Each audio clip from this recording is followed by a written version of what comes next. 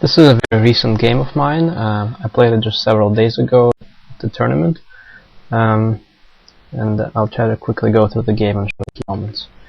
I was playing with the white pieces. The opening was the Sicilian Dragon, and I chose the G4 system, which is a bit of a sideline. And here the main line is Bishop E6. So white would exploit the fact that black would exploit the fact that white bishop is still on f1, and he would try to occupy this diagonal. But instead of bishop e6, my opponent played bishop d7, which is a bit more complicated. It leads to more complicated positions because now black is going to try to counterattack on the c file, as we'll see. So I castled.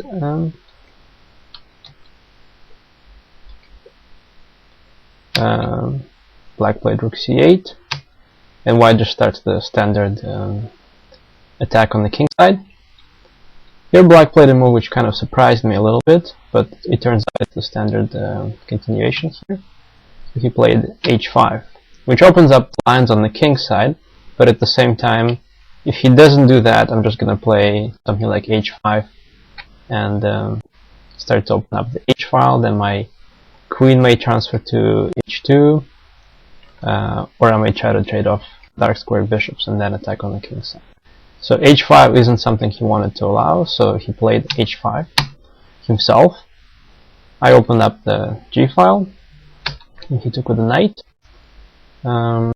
Here I had a bit of a choice of which plan to follow. I could have played something like, say, bishop e2, and then rook d to d1, and then try to go for f4,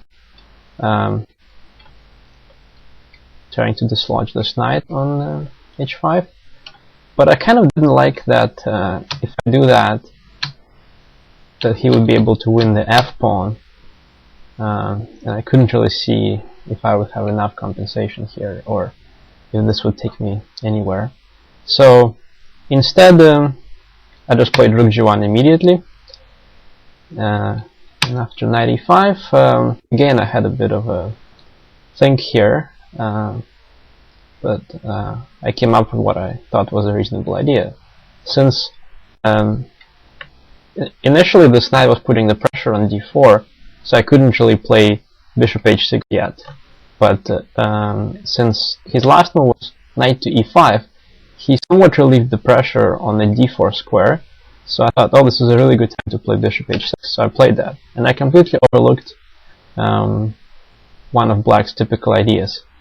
So he surprised me by this, but it was probably not such a bad idea. It led to very complicated play. So he exchanged his dark square bishop, so now his king doesn't have any defenders. But the idea is that now my queen had to leave the queen side, and now this allows black to counter-attack me, and he sacrifices the exchange on c3. So now we get a typical crazy position where both sides are attacking on their side, and the kings are on the opposite flanks. So here I had a choice actually, because of the pin on the g file. I'm not obliged to recapture back on c3 the way I did, and I could actually try to exploit that pin and capture the knight on h5. That would keep the material balanced, and my pawn structure would stay intact. And then black would probably retreat, and then the game would carry on in some complicated ways. But this seemed a bit too complicated to me, and I thought, well, if I just here take on c3, which I did, then I have extra material, and I'm threatening to win some more material. So I thought, well, that just has to be the most natural decision. So I went with that. But this would actually have allowed this should have allowed my opponent to get a draw pretty quickly. So queen a5. And now it turns out that there's some difficulties here for me. So say I cannot really capture on h5, for example. If I go queen h5, then there's a discovered check, and I lose the queen. And it also turns out that I can do something like knight b3 because of my pieces being kind of loose. Now, for example, again, I cannot take on h5 because of this check, and my rook falls. So this turned out to be a bit more complicated than I initially thought, and I had to play king b2 defending on c3. But my opponent now just brings his pieces into attack. Rook c8, again increasing the pressure on c3. I defend, and here he could have just played queen check, king hides, attack on c3 again, and I would probably have had to play something like king b2 back, and this would be a draw. To continue the game for me would be too risky. But it turns out he also did not want to make a draw, so he started to increase the pressure with b5. Now this secures the c4 square for his knight or his rook, or also would allow him to possibly open up the b file with b4. Here I had the choice again. I can either play knight to b3, forcing his queen to retreat, or I can play knight to f5, which is also very interesting. And I decided to attack, so I played knight to f5. That hits him on e7, which is very important, because it's really awkward for black to try to defend it. So say if he tries to defend it, then check, boom, boom, checkmate. So he can't really defend it. He is forced to trade off, and now the pressure on the g file becomes even more important. He counterattacks on the queen side now with b4. I have to capture, probably, and now I'm offering the exchange of queens, in which case my pressure against g6 is probably going to be enough for a good position. Now black counterattacks my rook. Now the rook is hanging, and there's really not that many good squares for a bishop to move to, so that then the rooks would be connected. So instead, I spend most of my remaining time here on playing something like rook g5. And this is a really interesting move because it keeps the rook on the g file, so the pressure on g6 remains there, and also it possibly hits this knight, it possibly hits that knight, and the queen.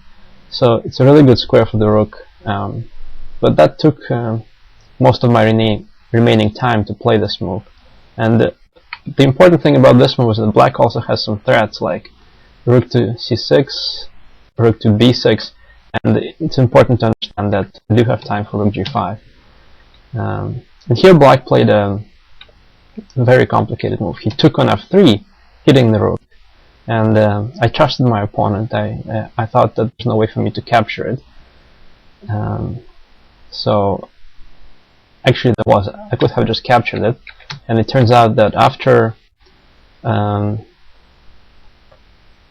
the capture on c2, it seems like that mate on b2 is inevitable, because I can't really conveniently protect it. My rook on d1 is hanging, but it turns out I actually missed a very good defense. There was a move rook to g2, and this would have been winning the game, because that covers b2 just on time. So instead, I played a rook d5, which was a mistake, and now black counterattacks my bishop, so I have to capture on g6, and here the idea is that if the king goes to b1, then the bishop gets captured with a check. So I had to play c3. Here my opponent tried to block up the g file, and here I just was so short on time that I couldn't really figure out what to do, and I just decided to go to an endgame. I probably could have carried on with bishop c4 and still maintain some pressure. As it was, after queen f7, endgame was roughly equal, but I managed to put some pressure on my opponent and almost got into a winning position. which I then screwed up, and the game ended as a draw. So that was a very exciting, sharp game, and the result was probably quite fair. It's a draw.